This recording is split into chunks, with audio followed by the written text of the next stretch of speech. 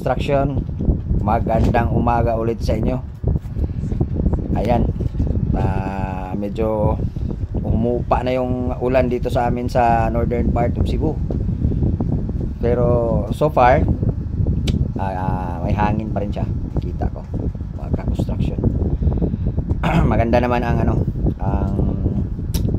balita kasi wala namang mga nangyayari dito. Maliban sa baha doon sa Cebu City. Baha talaga sa Mandawi City. This is more than 100 kilometers from the city proper.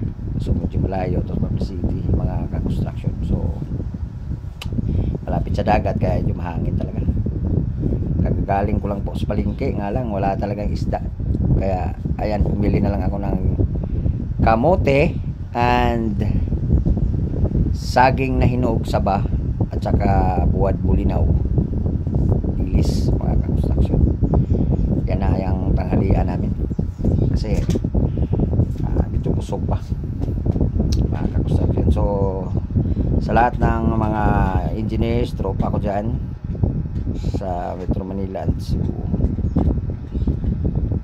bigan tayo sa pag-uwi mamaya, mga ka-construction. So all the workers, construction workers, my followers and subscribers in YouTube, sana po tuloy-tuloy nyo pong suportahan ang aking channel para naman po mapalawak ang aking content sa construction. The goal for that is to help my fellow construction workers, mga construction. Maraming salamat and it's merienda time. Kumain kayo sa tamang oras. Love you all, guys.